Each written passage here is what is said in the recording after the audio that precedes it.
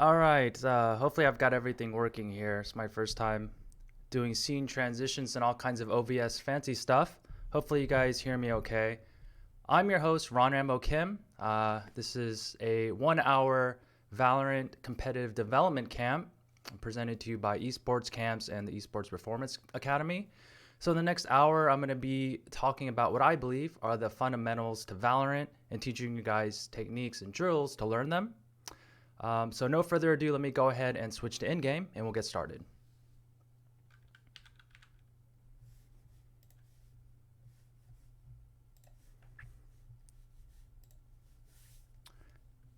All right, so we've got the game loaded up. And first things first is that we need to make sure our settings are right. So when we load the game here, we'll go to the top left and go to settings. And this is I highly recommend spending time in here to make sure you get all your settings, your binds, your interface settings correct, because what I see sometimes happening from amateurs or beginner players, sometimes they don't spend enough time in here and they don't set the optimal configurations, and then they start to build bad muscle memory and they start getting used to settings that could be better for them. So there's a lot of settings in here. I'm not going to go over them all, but I'll go over the main ones that you should look for. So obviously the sensitivity is going to be huge. That's what controls our crosshair. There are sensitivity calculators out there. So if you're coming from Overwatch, Counter-Strike, Rainbow Six, there are formulas that you can conveniently enter in those calculators and get your calculations for your sensitivity. So since I played for a lot of CSGO, I entered my formula or my sensitivity in that formula, and it was very, very close to in Valorant to match my CS sensitivity. So moving down here, the next big one is the mini map. So this is when you're inside the game, you'll see in the top left-hand side, which we'll see here in a few minutes. And this is what allows you to see the map overall and to see your teammates. Some people like it fixed or rotate. So as you're moving, the map will either stay in a static position or it will rotate with you. I like it rotated. Some people like it fixed. You can also adjust the size too. What I generally recommend is having the map so you could see it as a whole instead of cut off. So say if you're on the edge of the map, I think it's better that you can see the map at all times. So some down here, a key thing is show bullet tracers. So you definitely want to have that on because there are a lot of line of sight blocking abilities in the game like smokes and firewalls. And sometimes you can see exactly where the enemies are by their bullet tracers. So they'll be shooting through it and you can kind of track that same line and pinpoint their location. There's another option in here to look out for to test for yourself. It's called show blood. So show blood is you can change it to sparks or blood, and that visual indicator is better for some people. So definitely look into that one.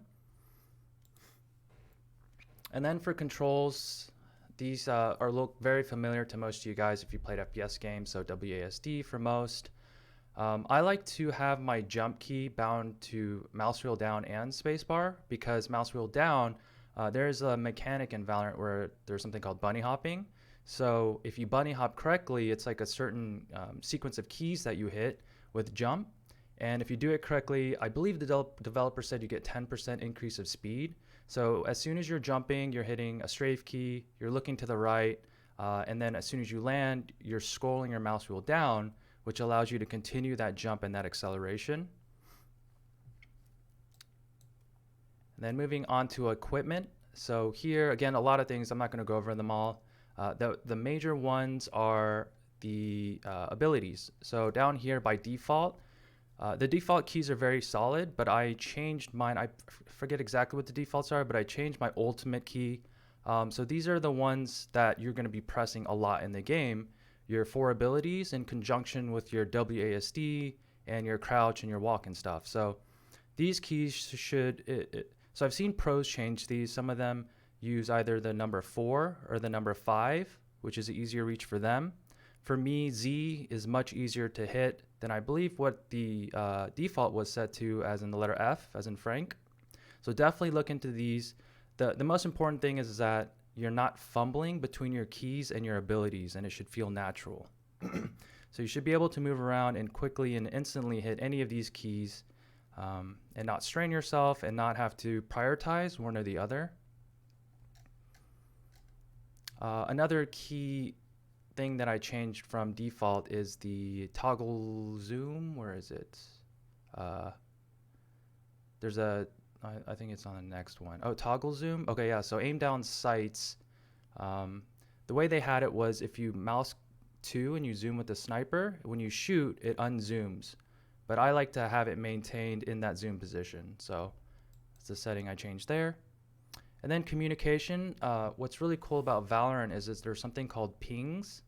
So pings allows you to ping on the map with the hit of a button and give a visual and audio cue to your teammates. So for example, I'll show you in the game, but if you see an enemy, you can place your crosshair on the map and hit the ping button, and it shows this little blip on the map and gives your whole team an idea of like, say, hey, there's an enemy here. So you ping, and it shows on the map and everyone like through the walls what you're trying to ping, right? Or signify or give notice. So maybe I'm watching an angle here, or watch out for an enemy. I just saw someone there, or go to this position, and you can quickly hit this ping button, which also has a wheel option, so you can select.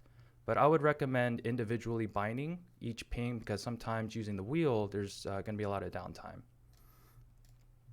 There's some radio commands too. Say, if you just want to quickly communicate something without using your mic, there's a lot of options there.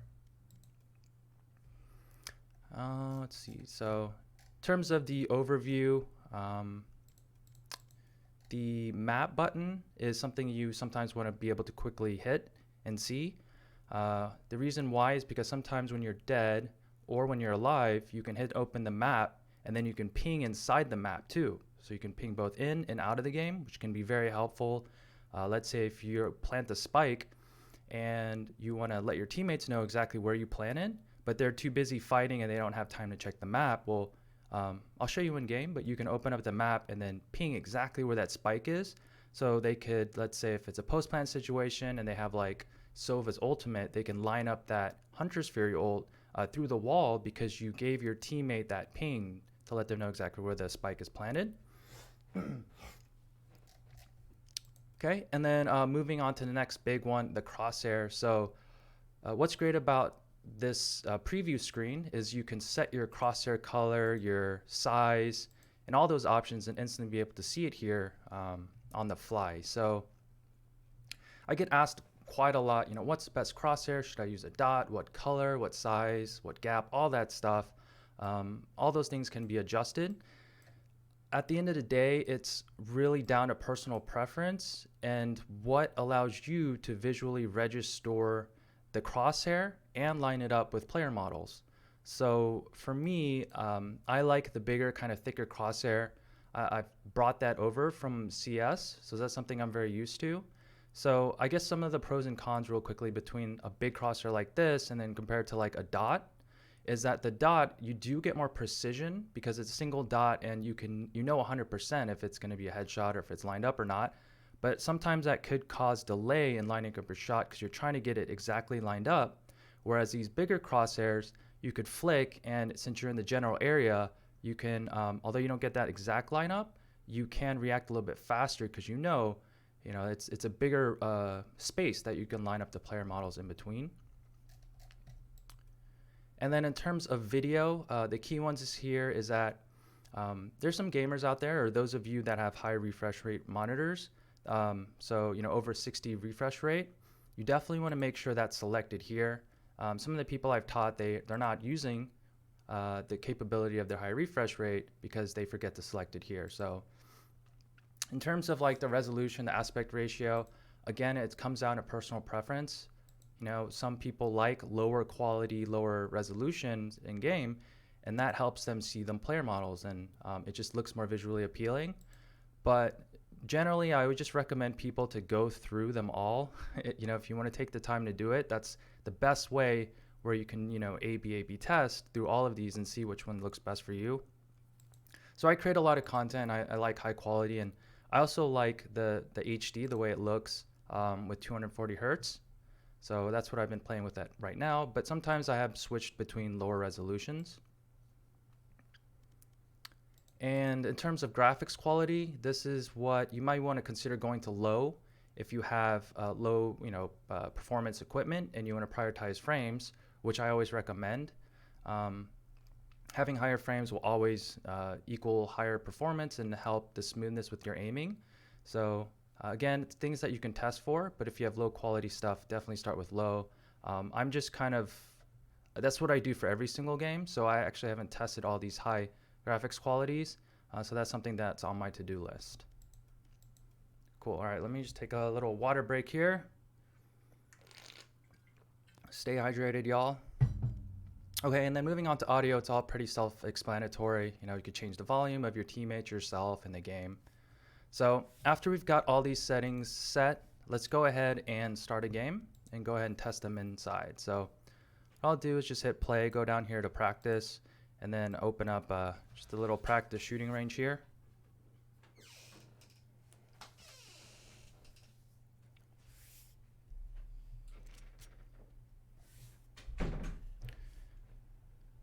Okay, and we'll just lock in any character. And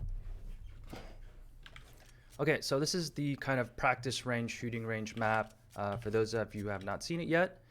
So what we want to do now is test our sensitivity, and we want to make sure we've got our formula or calculator correct, or if we're coming from another FPS game, how do we find that sensitivity in Valorant? So for me, my process is I want to get down my wrist flicks. So that's my starting foundation. So what I'll do is I'll just set in my natural, neutral starting position. And I'll look here in center. And what I'm trying to do is test my left and right range of motion with my wrist. So if I move my wrist to the right as maximum as possible, it'll move that much. If I go back to center here, and then I move my wrist to the left, it goes that much. So now I know that's kind of like my cone. That's my range that I'm going to be working with. Anything past this zone is not going to feel comfortable, because physically I can't go that far. So in case there are moments where I need to get past this range here, that's going to require some arm movement. But 80 to 90% of the time, most of my fights are going to be happening here. So sometimes if my sensitivity is too low or too fast, I'm going to be testing that with these wrist flicks. So for example, let's say if I'm gonna aim here, and that's my goal. Well, I know what I'm supposed to aim at and what that's supposed to look like in the game, so how do I match that with my feel? So if I intuitively just flick my wrist to the right and just keep testing that as a reference point, and if I'm undershooting it or overshooting it, then that's when you adjust your sensitivity. So that's kind of my general process I do with every game. So then just moving quickly, what I'll do is I'll just flick constantly. And I'm looking at something to aim at, and then I'm just flicking my wrist. So whether it's like a corner of that, corner of this, could be that corner, it could be a random texture that I'm picking, and I'm just constantly flicking and gauging if I'm short or too far in my sensitivity. And then down here, you can see this little aim sensitivity and little graphic thing, and we can change it on the fly, so we don't have to, hit escape and then go through that whole process. So you can change it by 0.1 or an entire point, which is super convenient. So so check your wrist flicks. Some of you guys have might use more of your arm. So this is how you gauge that feel, right? So just pick something out, flick your wrists, and you know what you're supposed to aim at, and then adjust your sensitivity accordingly. So so that's how I find my sense. So once we find our sense, now let's go ahead and start learning the weapons. And by default, if you had B as in boy, it'll load up the whole inventory. So these are all the items we can purchase, all the weapons, the armors on the right-hand side, and then all the abilities on the bottom. And what's also convenient is if you hover over any of these items or abilities, there's a description of that. So what we're interested in right now are the weapons. So as we hover over these, you'll see on the if you hover over on the right hand side, you'll see the description under each weapon. So if it's fully automatic, the fire rate, how much the damage is, body, head, and leg. So you also notice that there is a distance on the right hand side of the damage. So for close range, it does more damage. And then for farther damage, in this case, the Ares, so past 30 meters, it'll do less damage. So there is bullet drop off. So this is when you want to spend some time in here learning all these weapons and figuring out what are their strengths and weaknesses. which ones shoot fast, which one has more damage. So just to give yourself a general feel. And then you can start loading these weapons and start learning the recoil and the shot patterns and how to control them accordingly. So the SMGs here, they're close range. They shoot really fast. So these are the ones where you want to play up close. You want to try to get into these close range fights to utilize its rapid fire rate. Then the shotguns are super powerful too. I think they're actually underused right now in the beta. The Bucky in particular, I think for $900, it's got a crazy value because it has 2 different firing modes. So the Mouse 1, it works like any other shotgun where, it's like a buckshot. And if they're close and you hit them, they're going to die in 1 shot. It doesn't matter what gun they have. So, or if they have full armor. And the cool feature about the Bucky is the Mouse 2. So it works like Roadhog's weapon if you've ever played Overwatch. So it shoots out like this little pellet, or not a pellet, projectile. And then after about 4 or 5 meters, then that's when the shotgun spreads. So it's useful for medium to long range. So you can use it close and medium range and even far range if you could 2-shot people. And for $900, if you play that situation correctly, you can upgrade yourself to some of the more powerful weapons. So keep that in mind. So again, I won't go over all the weapons, but I will just here touch on the main ones, which are the 2 rifles that you'll primarily use in gun rounds. And that's the Phantom and the Vandal. And if you played CS, they're going to feel very familiar to the M4 and the AK. So we'll go ahead and select the Phantom here, which is a silenced automatic. So the process in learning all these weapons, learning their recoil, how to shoot them, their shot patterns and stuff, is simply the first thing we want to do is check the recoil. So for an automatic, if we just hold down mouse 1, we'll see the shot pattern and we'll see what it looks like. And you'll notice that the first 2 bullets are pretty accurate, and then after that it kicks straight up vertically pretty much, and then it kicks left or right. So as you'll notice, these first like 7 or 8 bullets are pretty predictable. It's pretty much just going straight up. So if we're able to compensate for that recoil spread, we can compact it into something we can rely upon. So the first drill would be just to shoot a bullet here, and now we're going to try to shoot the first 7 or 8 bullets and as close as possible to this bullet hole. So as I'm shooting, we know that the bullets are kicking straight up. So I simply just drag my crosshair down and time it with that predictability, right? So as I'm shooting, I'm just dragging my crosshair down to control the recoil. And then after that, the 7 or 8 bullets, it starts kicking left and right. And that's where it gets a little bit random. Sometimes it kicks left, sometimes it kicks right. But what is kind of predictable about it is that if it's kicking left or if it's kicking right, you'll notice that there is, I guess, a small concentration of shots towards either left or right. So if it goes left, sometimes it'll shoot like 7 or 8 bullets there. If it kicks right, it might shoot like 3 or 4. So we can kind of use that to control the recoil. If we see it kick right, then we know at least the next 2 or 3 bullets will stay there, so we have to move our crosshair to the left. So that's the same process that you would use for pretty much all the automatics. So while you're using the Spectre, let's just quickly look at the Spectre. And this is the recoil here. And then we can see the spread. So there's going to be a certain feel and timing to compensate for that recoil. And now with the pistols, since it's not automatic, what we want to do is just shoot as fast as we can. Oh, so let me show you this little target indicator here too. So you can either use that or you can use this as well. So as we shoot this target thing, we'll see it clearly where the bullets are. So if I'm just clicking here as fast as I can, you can see this is pretty accurate at this range. If we make it a little bit further, so it starts kicking up. And we see, we're basically trying to figure out what is a pattern that is consistent. And that allows us to figure out the timing and how to control that recoil. Okay, so that's the process of learning these weapons. Again, I would recommend spending time in the server like this spending time in the server like this to learn these recoils and learn the timings before just hopping straight into the game. I think the more time you spend here, just with focus practice, learning these recoils and these shots, not only will you'll have a higher chance of winning in games and stuff, but you'll start learning the fundamentals that will help you be successful in all of Valorant. So not skipping over this stuff and just spending a little bit extra time will return dividends in the future. Okay, so now we've got a general feel of the weapons and the shot patterns and stuff. I would also recommend just moving around the map. So, you know, getting used to the WASD, when you hit crouch, what does that look like? What does that feel like? You know, when you're jumping up here and you're moving around in the air, just really getting used to the physics of the game. So everything in terms of your keyboard, this is where you may want to mess around with bunny hopping.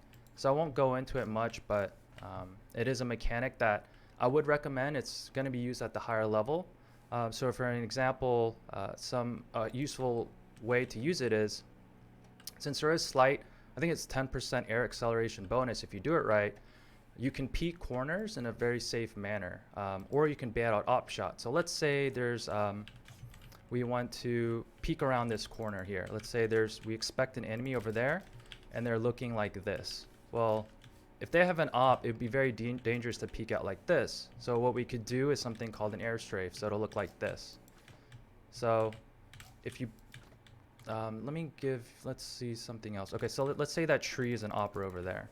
So we're scared to peek out like this because we're gonna get shot. So what we can do is just strafe out mid-air. And if you can see, just for about one frame, a couple of frames here, I get a glimpse around that corner by implementing this air strafe technique. So it's a good way to bait out op shots or peek around corners safely. And that's what I'm doing here is I'm jumping in the air, and then I let go of the forward key. So I'm moving forward, I hit jump, I let go of forward, and then I'm moving my mouse in the air quickly to benefit or utilize that air acceleration. So it's kind of an advanced concept, but is something you guys might want to learn later on. So now that we've got the movement, we know what it feels like to crouch, jump around the map, move around the corners like this and peek it. Now it's time to start learning the agents. So we've got the fundamentals down, the aiming and movement and the weapons. And in the training mode here, if you hit F2, you can select agents to play. And we can see all the agents down here. So again, I don't have time to go over all of these, but this would be a very good time for you guys to read and learn all the agents before you guys actually start playing the game. Because the more you understand the agent's abilities, what they do, the timings, the damage, how effective they are, the more you'll know how to beat them if you face them on the field. And also when you're standing next to your teammates, you know what they're capable of. So really sitting here, going through each agent, clicking through all their abilities, reading the descriptions, and then actually practicing them and all their abilities inside the game. So let's say we're gonna pick Sage here. And we'll see on the bottom the buttons to hit the abilities and what they look like. So if I click C, it's the Sage wall, and we'll see the indicators here. And then above C down there, next to the wall, you'll see I can click mouse 1, mouse 2, and the letter C as in Charlie. And each of those affect how I'm going to place this wall in the map. So if I just click mouse 1, it's the wall. And if I click mouse 2, it rotates the wall. And then if I use C, it flips it 90 degrees. So I'm really able with all these options, I'm able to line up the wall exactly where I want at certain distances as well by moving my mouse. So what you're gonna do is, again, go through each agent and go through each ability and spend the time knowing exactly how to use all of them and what they look like, and also kind of figuring out how you use them in the map as well. So Sage is more of a straightforward agent, not the most technical, but super, super strong because she has a self-heal and she can heal teammates. Interesting thing about her slow orb here is that there's no fuse to it. So if you shoot it into the air, it's going to last forever until it hits the ground.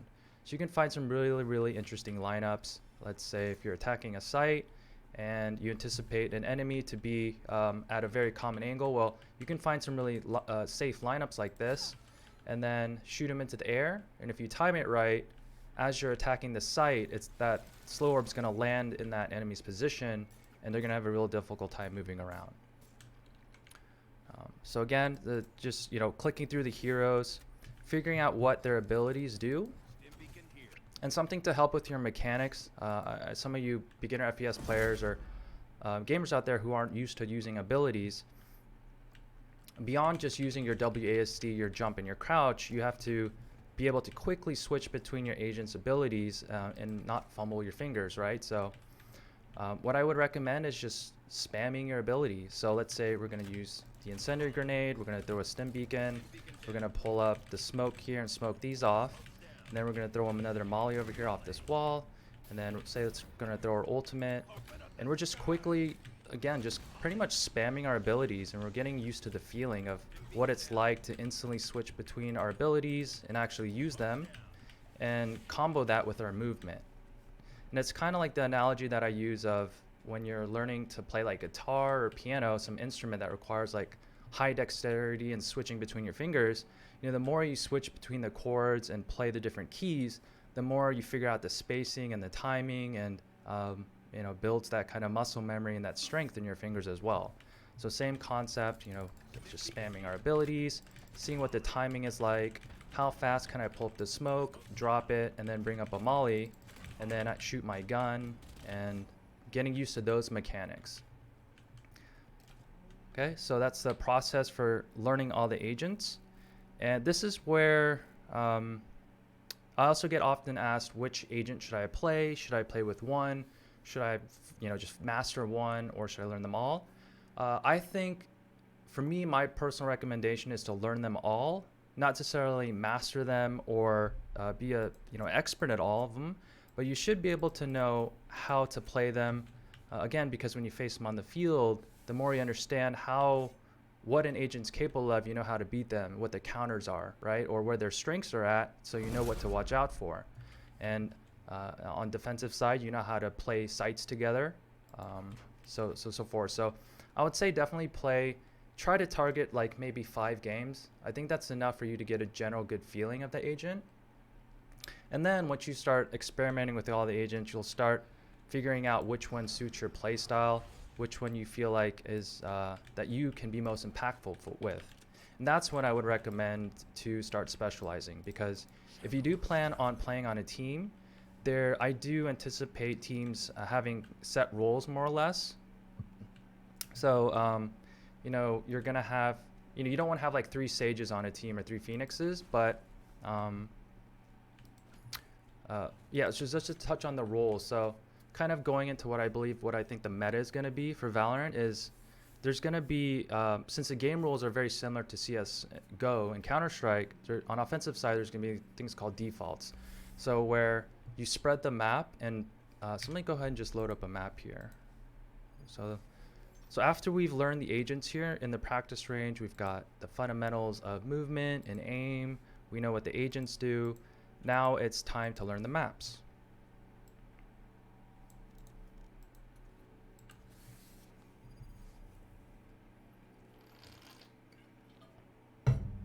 So we're going to go ahead and load the map Haven here. And right now, as of this video, there's 3 maps. Riot does plan on making more, which is awesome. But right now, I think the 3 maps they have right now are spectacular. They're so much fun because they have different feels and timings and strategies to them. So they're all unique in their own way. And, oops, I just hit the Windows key. Okay, here we go. So we're in Haven now on offensive side. Let me go ahead and just turn on cheats here. One thing I didn't mention is before I started the map, there was an option in the middle of the screen to turn cheats on. So make sure you enable that before you click start. And then when you load the game on the top right hand side, you can go ahead and turn on the cheats and give yourself like unlimited abilities, ammo. You can respawn if you die, float around the map, that kind of stuff. Okay. So let's go ahead and wait for the barriers to drop. And then we'll pause the match timer. Okay, so because the maps are always the same, and because there aren't a ton of maps, we need to specialize these maps and remember these, or learn these, more or less, okay, we've got the front yard mowing. I hope that isn't coming in too strong. But anyways, what I think you should aspire towards is learning these maps better than your own room or your house. So if I were to blindfold you and drop you anywhere on this map, let me go ahead and just load the map. If I blindfold you or turn off your screen and spawn you anywhere on the map, let's say it's like where I'm standing right here. If you just open your eyes for 1 second, you should be able to know exactly where you're at, what angles you're exposed to or vulnerable from, and what's the timing like to rotate around the map. So, you know, like your own house or your own room, I could probably blindfold you. You can walk around the room and know exactly where everything is and know the spacing, not bumping into anything. That's what we're trying to, how well we're trying to learn the maps. You know, so how long does it take to rotate from this part of the map to the other part of the map? How do I peek certain angles? So this is a big one where we want to know how to place our crosshair on the map and navigate around it efficiently. In this game, because it is so punishing if you don't have good crosshair placement, and because there is that, you know, one shot, one kill potential, it's all about whoever can get the first shot off.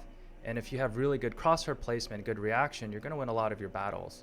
And a lot of that comes down to knowing the maps and knowing what's on the other side. So for example, here at C long, if I'm peeking, if the way I would peek this is like, so let's bring out an op just so we can see a little bit closer. So I know that if I step out like this, I'm dead, or this is where I'm vulnerable. So I want to get to the point where I'm just outside of this danger zone, and then all I have to do to peek this is strafe out to the left and then counter strafe. So there's very minimal movement and action, and I'm ready to shoot. But if I'm not, if I'm, you know, if I think I'm safe and then my elbow comes out a little bit, obviously I'm dead. Or let's say if my crosshair is too low and I strafe out, well, here's an adjustment that I need to make, and that's, you know, precious 1 second lost time. So the way I would peek this is I would peek out like this, peek up like that, and then there's like an increment, or what they call slicing the pie. So I'm peeking this angle in little increments, and I'm also matching it with my movement. So a dangerous way of peeking this angle if I have an op is if I just come out like swing out and slice the pie and get and be greedy. So I'm slicing in these little chunks, and that's because I know the map, and I know that if I move out just a little bit, I'm peeking just enough to expose the angle, and I'm not exposing my entire body. And if I did that, now there is a potential that they could be in any of these positions, and there's just a lot of mouse movement that I have to compensate for, right? So another way to practice learning these maps and angles is, this is my personal method. So this is, I pre-fire angles that I expect enemies to be at. So for example, right here, what I'm going to do is pre-fire at where the doors are in the middle. So right there. And I'm aiming at headshot level. So I apply this same kind of, so let me show you another example. So like another one right here is, there's a crack right here at long A, right here. The next one would be here, and then the next dangerous spot would be down here in sewer. So what I'm doing is I'm just running around the map and pre-firing angles that I expect enemies to be at, or just for practice sake. So, you know, the next angle right there, next angle would be left door, right here, right side. And I'm just going around and practicing headshot level. So the next one here would be window.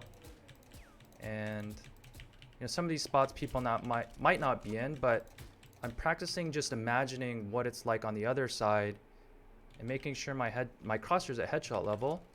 And I'm also strafing out just the amount I need to get myself line of vision.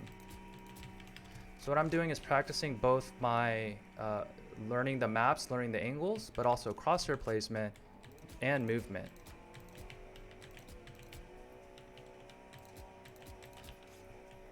So I would definitely say spend, you know, this is one of those times in practice where you don't want to just rush over, because the better you learn the maps and better learn the angles, again, the faster you'll improve. So an example is, like, let's say we're defending the A site here on Haven, and in a match, since there's 12 rounds per half, we're technically only defending this angle or maybe peeking this particular angle 12 times at max. But if I sit here and practice peeking this angle here like 10 times and get the feeling of this, I could do this, 20 times in 20 seconds. And then once I feel like I've got this mastered, then I can move on to the next angle. So maybe for here, I'm having trouble being an entry for this site. I'm not very comfortable peeking these angles, and I'm losing this battle a lot. Well, I can practice, how do I peek out just enough so I'm peeking at that heaven, or maybe this angle here. Or sometimes when I'm scaling to a site, I'm having issues here. So I just, I focus on this issue that I'm having, and it's intentional focused practice. So you can get a lot of work done in the server. This is also when you can also practice using your agent's abilities, kind of that spamming thing I told you about, where you're just practicing using the abilities. What is it like to switch the camera instantly if I tripwire and throw my smoke? How far does my smoke throw, or my cyber cage? And just playing around, really, learning the mechanics of the abilities and the skills, but also using them in the map.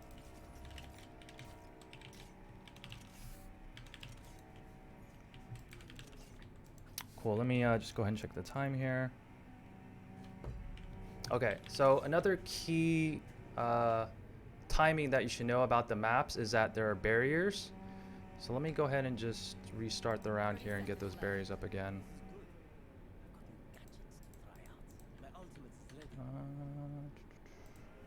Okay, we'll just let the round, oh, there we go. So if I open up the map, let me go ahead and put this to fixed real quick, so it's not rotated. Fixed. All right, so when I load up the map here, we are on defensive side, and you'll see these red lines here that indicate the barriers. And you'll see on both sides of the map there are barriers. And the way these barriers in Valorant have been designed is that essentially if you have an enemy on the closest barriers on offensive defensive side, you can pretty much fight each other within like 2 seconds. And oftentimes whoever wins those battles, or whoever's applying pressure and pushes the opposing people away from their closest barrier, will have map control. And map control is vital for this game because one, there's ultimate orbs, which I'll show you when this barrier drops. So there's going to be 2 ultimate orbs on all the maps that give you a charge to your ultimate ability, which are super powerful. They're round winning plays. So that's one reason to win your barrier. The second barrier, let me go ahead and just drop this again.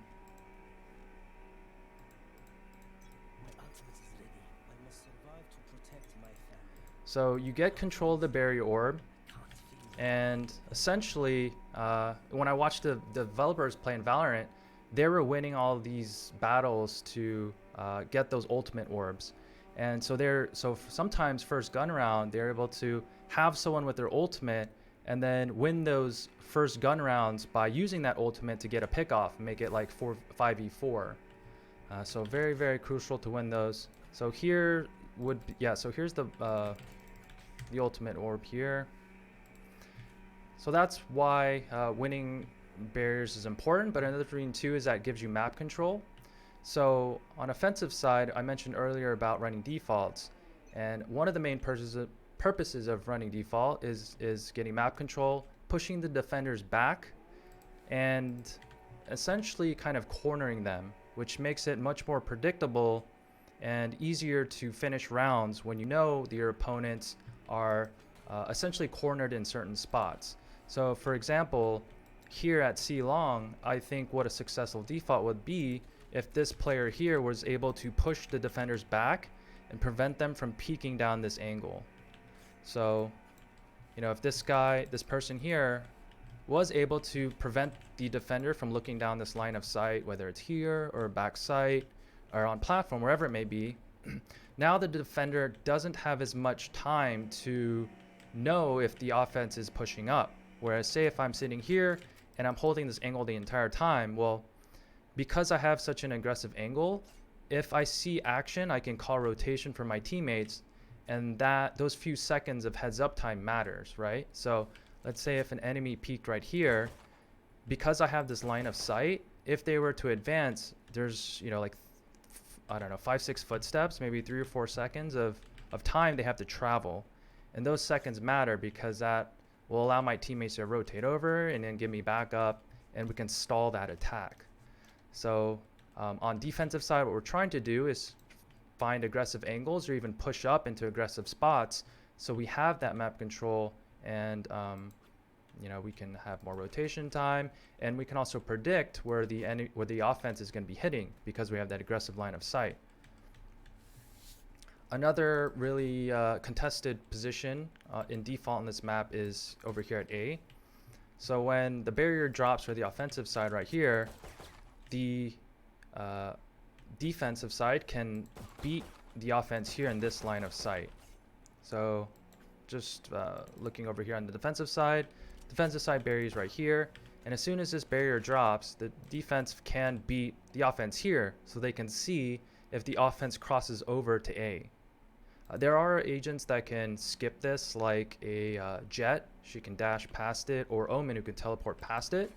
So you always do have to keep in mind which agents you're playing against to see if there's that kind of, they could get past your line of sight in some way.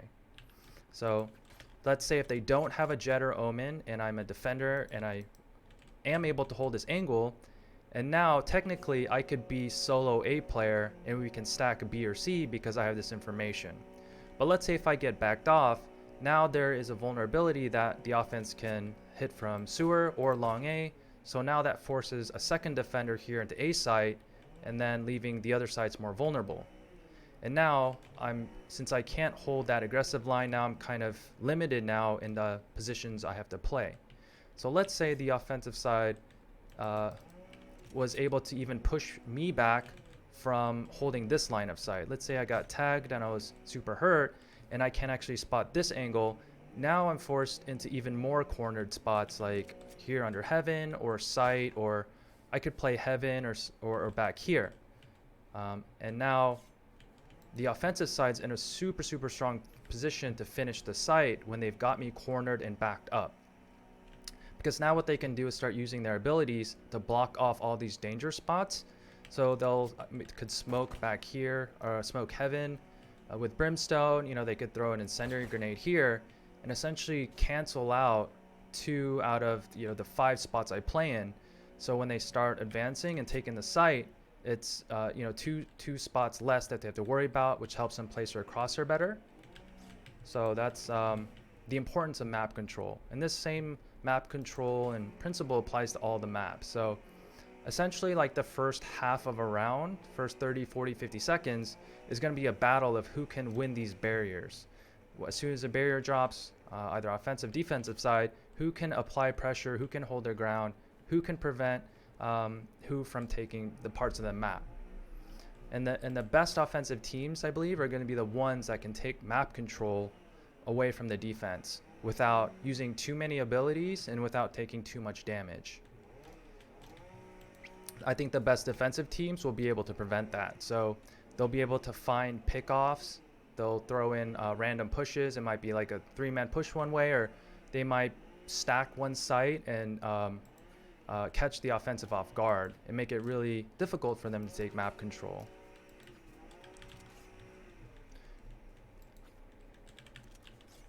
So now one way to learn these barrier timings is you can't do it by yourself. So if you have a friend or a teammate, I would highly recommend hopping in a server like this and test the timings. So, both of you go to the barrier that's closest on the map, wherever it may be, on any map, and just run full speed and see who beats who to the angle. And then you'll know who has the advantage and then who has to use the ability to push that player who beats them to that angle.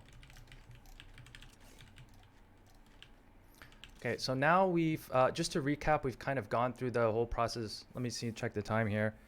So yeah, so in sequential order, we learned the settings, the sensitivities, the movement, the weapons, the agents, and now learning the maps. And we've got the good feeling of what the barrier orb timings are, and how to play around those. Now we go a little bit deeper on learning how to use the agents for on the map. So let me go ahead and just switch to another agent real quick. So there are going to be some agents that are better than other agents. We'll go ahead and play bind this time. So here's that cheats menu. If you want to enable it, you just make sure it's on. It's off by default.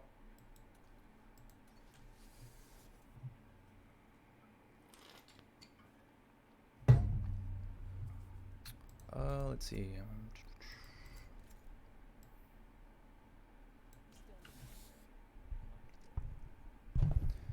All right, so yeah, so some agents are better than others on offense or defense and on certain positions on the map. So after you have a good feeling of what the general capabilities are of the agents and their abilities, then we need to figure out how to best combo their abilities on the map. And again, another great way to do that is just jumping in an empty server like this and spamming their abilities and just using them on the map. So in particular here we're Breach. Breach is fantastic because all his abilities are effective through walls. So you can do anything safely or out of sight. And he's fantastic at supporting your teammates. And we'll go ahead and just let the barrier drop here and I'll show you his abilities. So his first ability is a flashbang that goes through walls. The cool thing is that, oh my goodness, it's a loud lawnmower. I'm sorry if that's going through.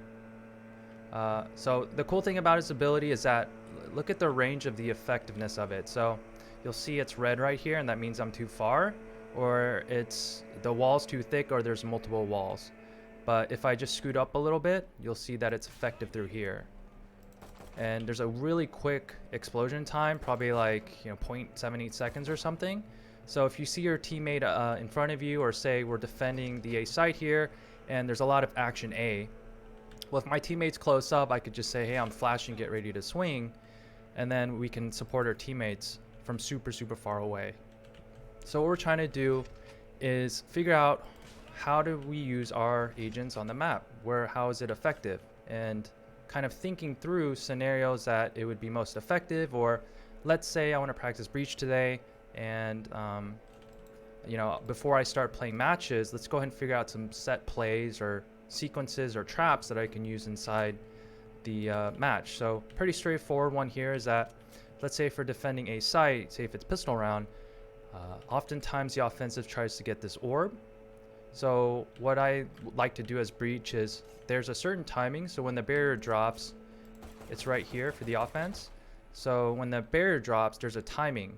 It's about 6 seconds if they walk, and then they get to here. So I'm trying to capitalize on that timing where I'm trying to catch them in the open with a flash so I can swing out. So what I'll do here is, as soon as a barrier drops, another good tip is that you can hear the enemies as soon as a barrier drops. So I'm sitting here, I have my ear tucked against this wall, and I'm listening.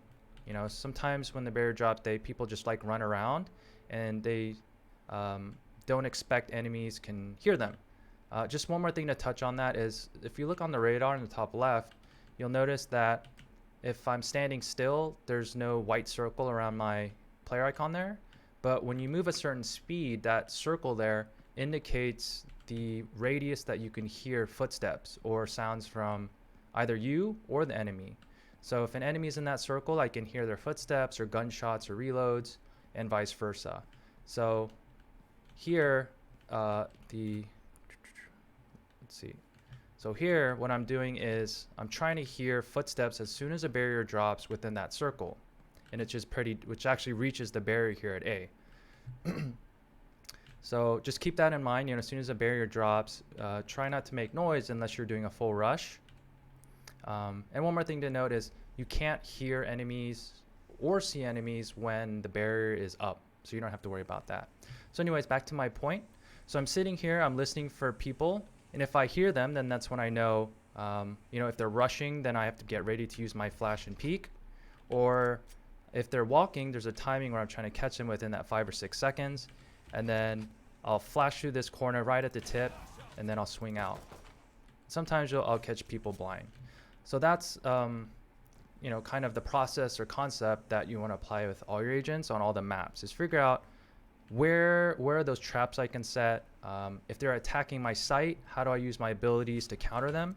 So let's say we're the short A player and we're defending Cubby, or like right here, this would be a better spot for breach. Typically you have a crossfire here for short A, and then you have one person bathroom.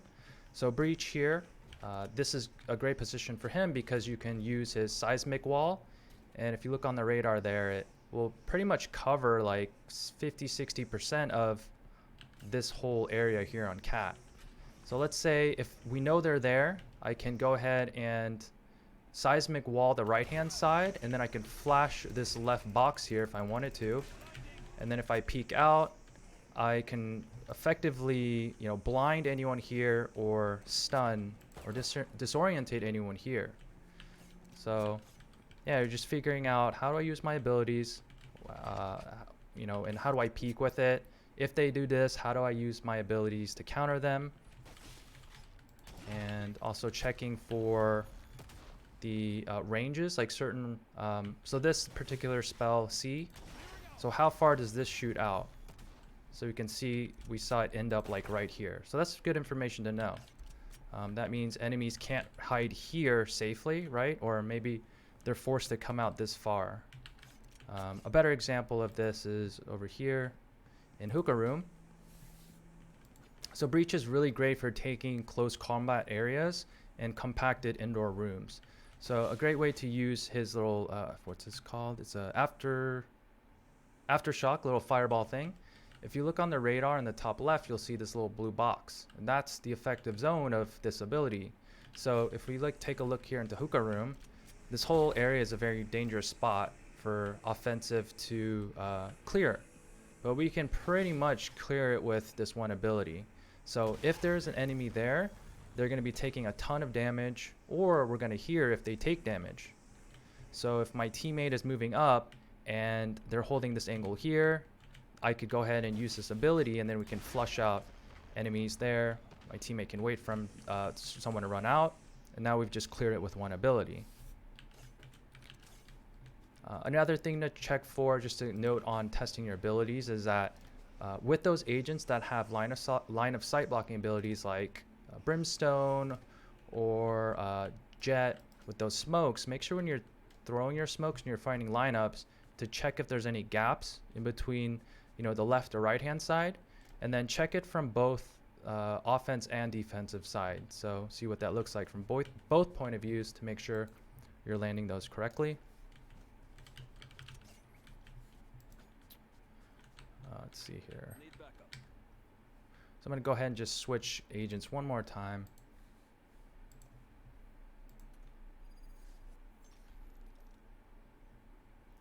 I would also recommend too, if you have any friends that you're playing with, is to hop in a server together with you two and figure out which agents you guys want to play, and then figuring out those traps or certain setups that you want to run. So when you find a public match or when ranked is live here pretty soon, you guys will have set things to practice. So for instance, so let's say I want to play Viper and my teammate wants to play any other agent, doesn't matter, Phoenix, Sova.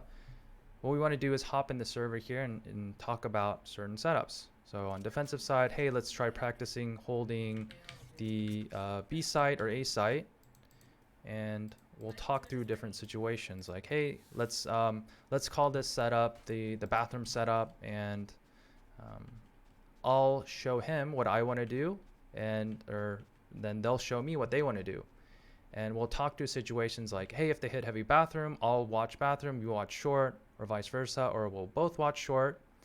Just spending that a little bit of extra time to make sure you guys are on the same page, so when you call the bathroom strat, you guys know exactly what to do, and inside the scrimmage you can test it.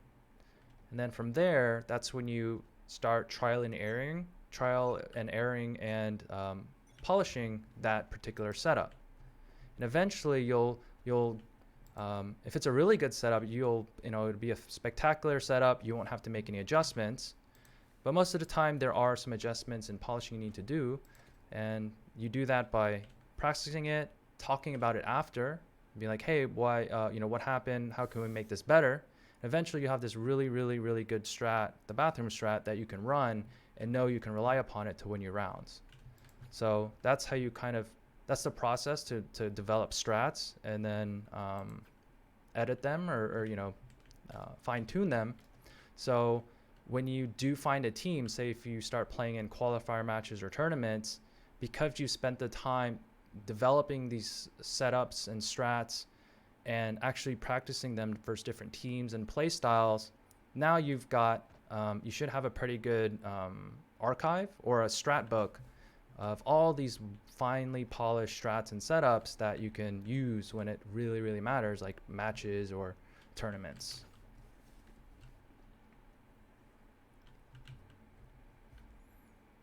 Cool, so we got a few minutes here left. I just want to close by, yeah, I know there was a lot of stuff I went over. Hopefully you guys learned something. Thanks for joining me. I'm Rambo Kim, presented to you by Esports Camp and the Esports Performance Academy. So I will be holding a longer boot camp from May 11 to 15. It's 5 days, 2 hours each day, going over more in-depth stuff where we'll have more people joining me where you guys can interact. We can do a Q&A, and we might even do a mini tournament where I'll spectate and do like a live stream and kind of provide a live analysis of the game for you guys. So check out Esports Camp's website for more information. I have a YouTube channel if you're interested in watching more content under FPS Coach or Ron Rambo Kim. Check out the Esports Performance Academy social media and their webpage as well. But yeah, anyways, thanks for joining me. Stay safe out there. Thankfully, we have video games to keep us entertained and stimulated. So, and especially Valorant. So anyways, thanks for joining me, and bye.